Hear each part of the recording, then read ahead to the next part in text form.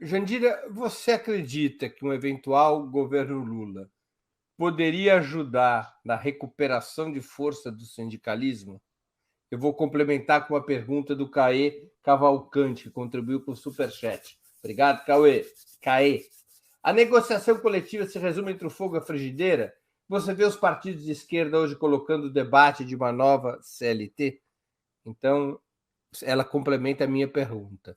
Um eventual governo Lula poderá jogar um papel de fortalecimento ou de recuperação de forças do sindicalismo?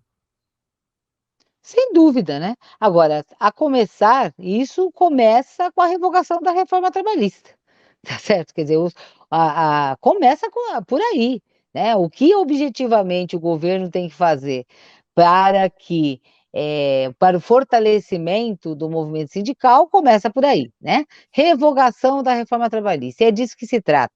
Tá certo? Porque, olha, não adianta falar, a gente, não, nós vamos aqui, os aspectos positivos e negativos. Não existe aspecto positivo na reforma trabalhista, até porque o eixo central da reforma trabalhista, tá, é o negociado prevalecer sobre o legislado. Né? Esse é o eixo central. Isso precisa acabar. Tá certo? Isso precisa acabar. Então, veja, primeira questão, reforma trabalhista. Segunda questão, a revogação da terceirização sem limites. Porque, veja, reforma trabalhista e terceirização sem limites são irmãos siameses. Não tem, né? Uma coisa está relacionada com a outra. Né? Você revoga a reforma trabalhista e não mexe nos limites da terceirização, quer dizer, o processo de precarização vai continuar.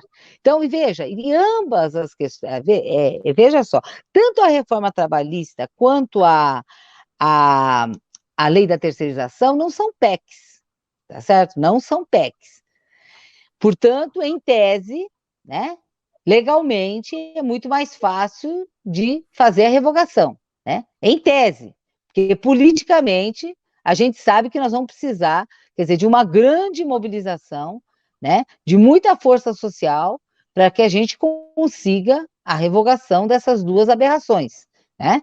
Então, assim, como é que o governo, a questão do fim da, quer dizer, essas questões são fundamentais, tá, para o fortalecimento do movimento sindical. Outra questão, a reforma sindical, né? Uma reforma sindical, tá certo? Que permita, né, formas de financiamento, tá certo? Formas de financiamento como a gente, como eu tinha colocado, que sejam aprovadas, né, democraticamente, tá certo? Pelos trabalhadores, né?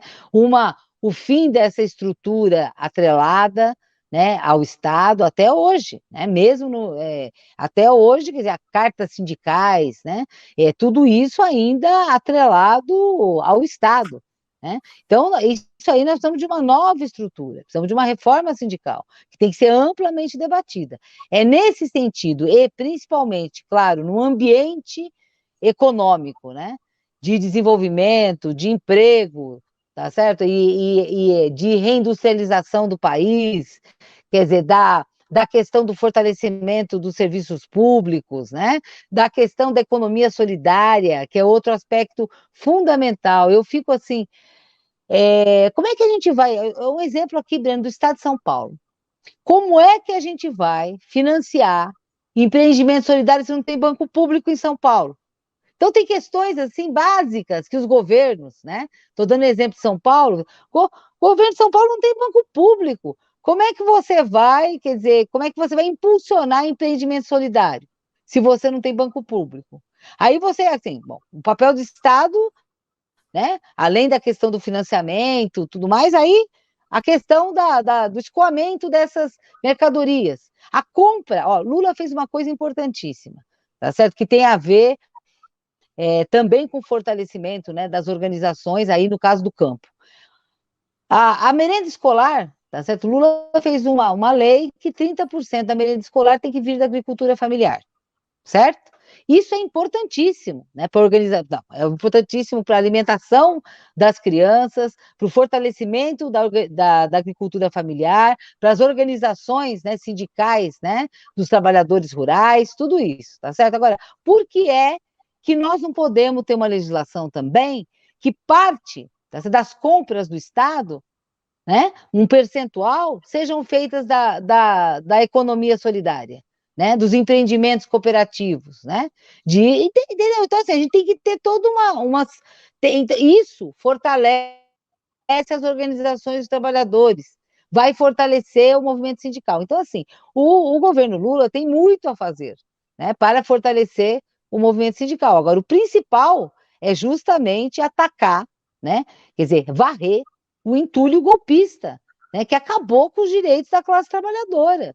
Então, nós vamos ter condições no movimento sindical, tá certo, de reconstruir, de fortalecer o movimento a partir, quer dizer, da revogação de todo esse entulho, né, que deixou a classe trabalhadora nessa situação e de um ambiente, né, de desenvolvimento econômico e tudo mais, onde o trabalho, a renda e os direitos sejam centrais. É assim que o movimento sindical vai se fortalecer, vai aumentar nível de sindicalização, quer dizer, vai ter luta, né, por avanços, né, nas categorias de uma forma geral para a classe.